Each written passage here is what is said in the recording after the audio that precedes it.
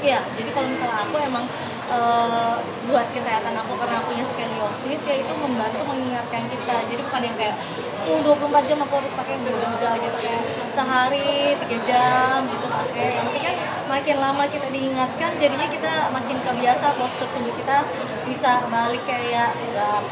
Sejauh ini perkembangannya gimana? Lumayan, sekarang udah lumayan terbiasa, dan kemarin pas cek ke dokter lagi juga di ronsen udah lumayan membaik, karena kan ternyata ada 4 tahap tuh. Kalau misalnya sampai ke tahap keempat takutnya malah miring nggak bisa jalan gitu kan. Jadi aku udah di tahap kedua mau menuju ketiga gitu, jadi aku kayak udah sangat concern ya gitu.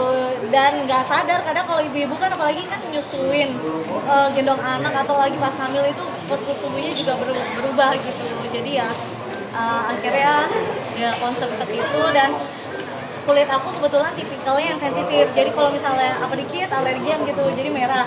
Jadi akhirnya aku coba cocok sama teh. Dari rasa nyeri nggak? Apa? Dari rasa nyeri nggak dari sini? Jadi kalau misalnya skoliosisnya itu nyeri banget sih enggak ya, karena kan kadang kita mikirnya mama aduh gue pegel nih habis hari ini capek, ternyata pas dicek itu bukan pegel biasa, ternyata skoliosis gitu. Dan postur leher juga lama-lama gitu, jadi kayak gara-gara tulang belakang tuh bisa mempengaruhi postur semuanya. Penyebabnya apa sih, Bu? Segala macam udah mulai pakai konsep. Kalau misalnya ya aku sih pastinya pakai korset, terus karena kan itu udah kebiasaan yang basic ya, kita cara duduk, cara berdiri gitu, itu udah kebiasaan yang basic yang harus kita ubah sebenarnya. Udah kayak gitu, terapinya paling aku emang ada ke dokter dan seminggu terapi yang kayak spinal gitu, kayak sekali sampai 2 kali. Terus kalau enggak, aku ada kayak dikirimin dokter stretching sendiri. Ketahuannya kapan Bu? Ketahuannya itu 2 bulan yang lalu, 2-3 bulan yang lalu gitu. Jadi emang benar-benar kayak udah mulai sakit, terus kayak pas ngaca kok pundak aku tinggi sebelah gitu.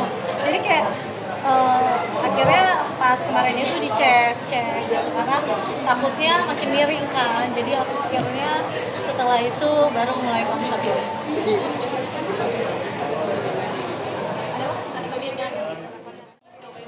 Kalau dulu mah biasanya kalau pukul pijit, tapi kok pijit kagak hilang-hilang gitu. Jadi akhirnya karena pas ngaca bener-bener kelihatan tuh pas ngaca itu miring banget, karena sekali diukur tuh udah kayak miringnya 7 sentian. Jadi kayak di garis ininya tuh lebih tinggi 7 senti gitu. Jadi makanya pas saat itu ya udah deh cek. Itu karena kenapa? Karena kebiasaan. Kadang gendongan sebelah terus. Pas nyusuin misalnya sebelah mulu, nyusuin anak. Terus kalau enggak kita sering bawa tas sebelah mana itu. Jadi kayak atau berdiri pas lagi duduk tuh makin ngebungkuk. Nah makin berasa itu pada saat mulai makin sering live karena duduk lama. Nah jadi makin kayak aduh udah habis selesai tuh pinggangnya tuh kayak makin sakit banget gitu.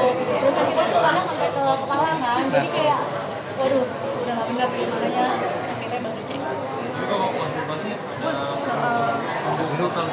Kemungkinan semua ada kalau misalnya udah kebiasaannya dirubah gitu.